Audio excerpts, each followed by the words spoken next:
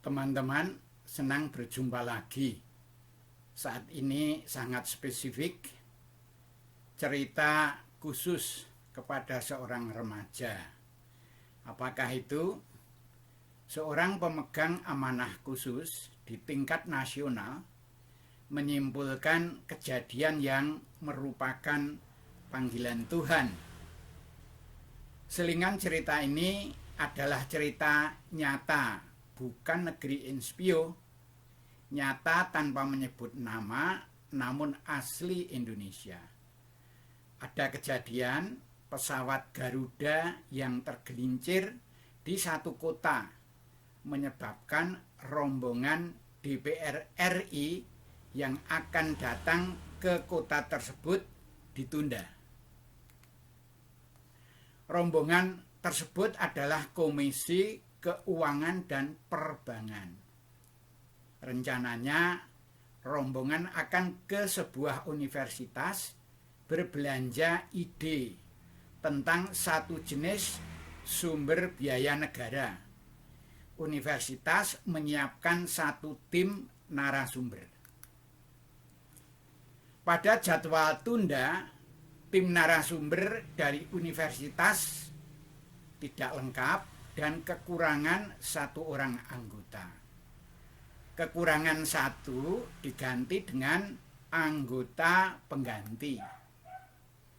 Pengganti tersebut kemudian berkenalan dengan rombongan anggota DPR. Perkenalan merupakan silaturahmi yang menumbuhkan ikatan emosional. Dan setelahnya terjadi berbagai peristiwa yang dapat disebut kebetulan-kebetulan. Kakek di hadapan cucunya terhenti bicara, memikirkan cara menerangkan nilai kehidupan temannya kepada cucu yang menjadi narasumber pengganti tadi. Kakek meyakini bahwa titel, jabatan, pangkat, kekuasaan, dan harta tidak mempesona temannya dalam cerita ini. 9 tahun lalu, tahun 2012, teman kakek masih sangat muda, menulis di sampul sebuah buku begini: seandainya disarikan di jagat raya ini, tugas manusia hanyalah terdiri dari 2 hal.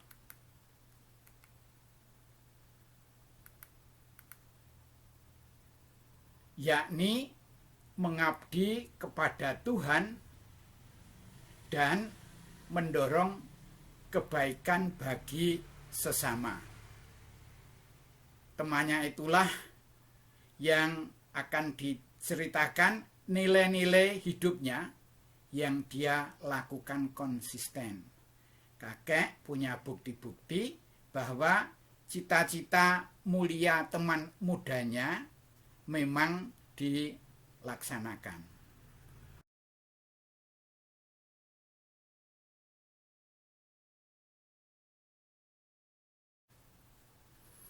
Saat ini tugas teman muda di Bank Indonesia masa bakti yang kedua. Teman tadi didoakan kakek tidak tergoda melenceng dari nilai hidup pilihannya.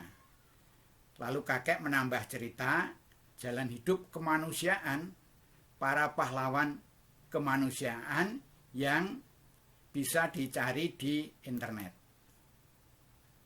Kembali ke topik awal, keajaiban lainnya bertemunya si teman muda secara kebetulan dengan beberapa anggota DPR di lift gedung Mahkamah Agung pada saat dia diundang pelantikan seorang deputi Bank Indonesia yang kenal saat menempuh studi doktor di kampusnya.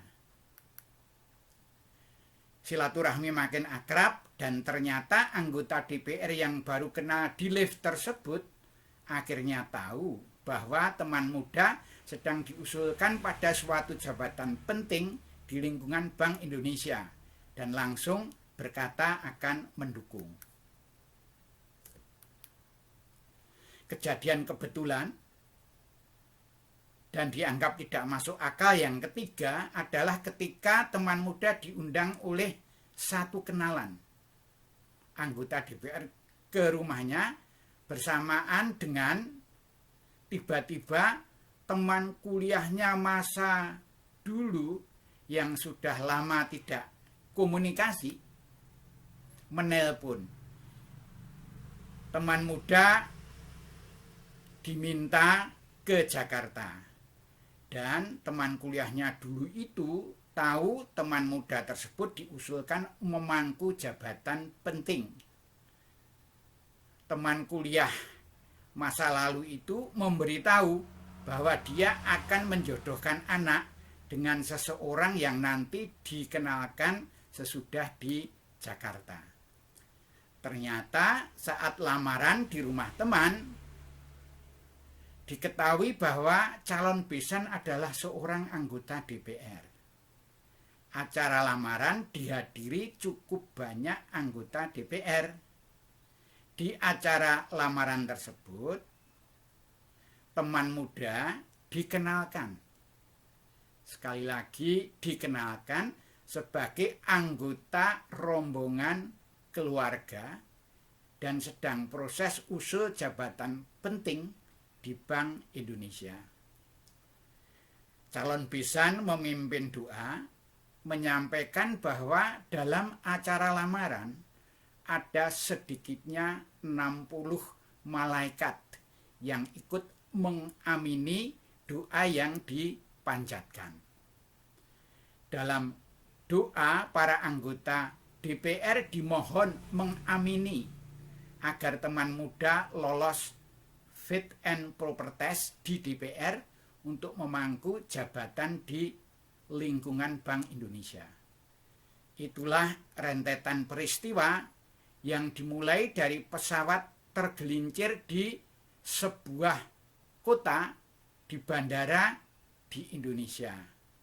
Ternyata merupakan bagian proses yang dianggap oleh sang teman muda sebagai keajaiban.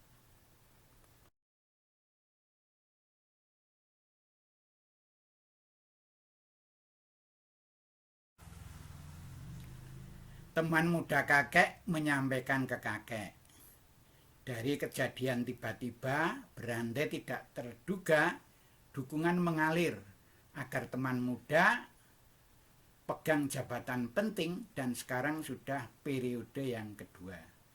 Cucu diajak mendoakan agar teman muda tidak tergoda dan tetap mulia pada nilai hidup yang telah dipilihnya. Tiap manusia dikaruniai potensi jenius.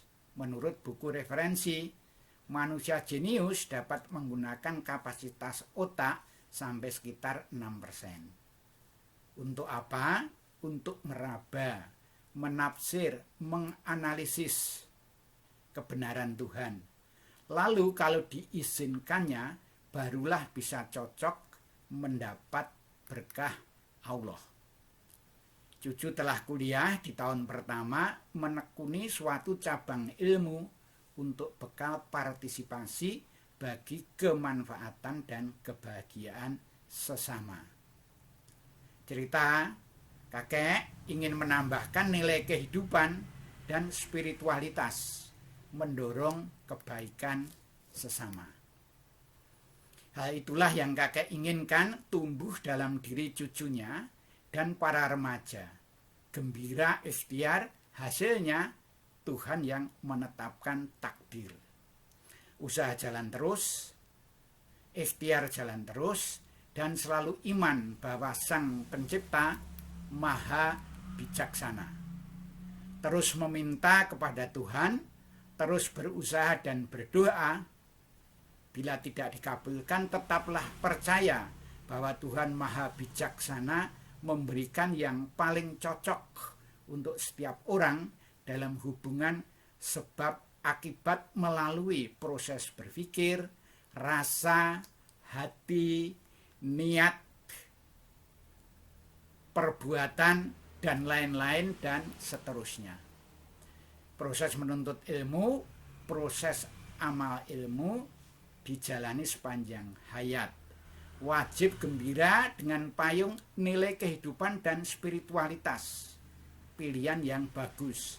Tidak perlu terpesona pada kekuasaan, pangkat, harta, titel, karena telah paham hakikat bahwa Tuhan yang mengurusnya. Dengan begitu hidupnya bisa di jalan mulia. Cerita selesai di sini. Cucu memiliki, sekali lagi, cucu memiliki agenda kegiatan lainnya. Dilanjutkan pada tayangan yang akan datang. Terima kasih sudah menonton. Sekali lagi terima kasih. Sampai jumpa pada kesempatan berikutnya.